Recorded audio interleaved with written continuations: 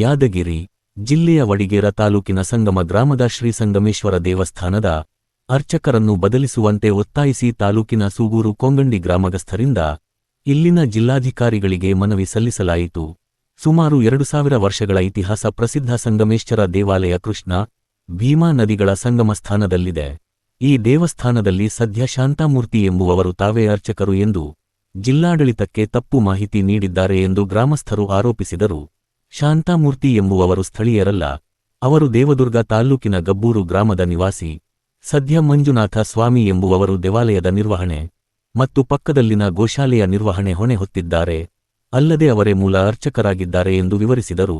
ಜಿಲ್ಲಾಡಳಿತ ಮತ್ತು ಗ್ರಾಮಸ್ಥರಿಗೆ ತಪ್ಪು ಮಾಹಿತಿ ನೀಡಿದವರನ್ನು ಕೂಡಲೇ ಆ ಸ್ಥಾನದಿಂದ ವಜಾಗೊಳಿಸಿ ಪ್ರಾಮಾಣಿಕವಾಗಿ ದೇವರ ಸೇವೆ ಸಲ್ಲಿಸುತ್ತಿರುವ ಅರ್ಚಕರನ್ನು ನೇಮಕ ಮಾಡಿ ಭಕ್ತರ ಹಿತ ಕಾಪಾಡುವಂತೆ ಒತ್ತಾಯಿಸಿದರು.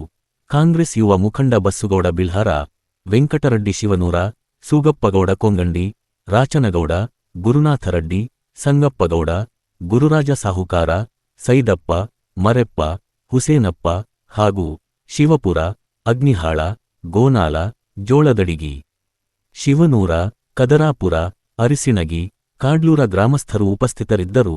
ಜಿಲ್ಲಾ ವರದಿಗಾರರು ಸಿದ್ದಲಿಂಗ ರೆಡ್ಡಿ ಮುನುಗಲ್. ನಾವು ತಹಸೀಲ್ದಾರರಿಂದ ವರದಿ ಕೇಳಿದಾಗ ಈ ಹಿಂದೆ ಯಾರು ವಂಶ ಪಾರಂಪರ್ಯವಾಗಿ ಮಾಡ್ತಿದ್ದಾರೆ ಅವರು ಡೀಟೇಲ್ಸ್ ಕೊಟ್ಟಿದ್ದಾರೆ. 2000 ವರ್ಷ ಇತಿಹಾಸದ ವಂಶ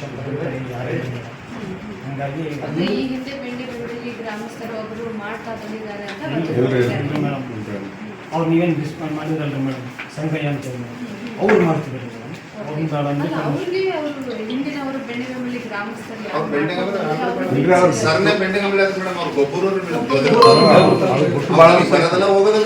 ಸುಮ್ಮನೆ ಏನ ಹೆಸರು ನಮ್ಮ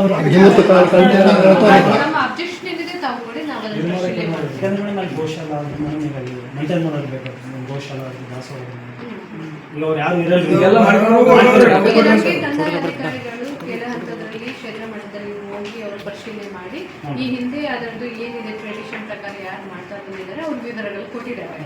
ಸೊ ಅದನ್ನ ನಾವು ಪರಿಶೀಲನೆ ಮಾಡ್ತಾ ಇದ್ದೀವಿ. ನಮಗೆ ಅದಕ್ಕೆ ಏನಾದರೂ ಅಬ್ಜೆಕ್ಷನ್ ಇದ್ರೆ ರೈಟಿಂಗ್ ಅಲ್ಲಿ ಕೂಡ ಅದನ್ನ ನಾವು ವಿಚಾರಿಸ್ತೀವಿ.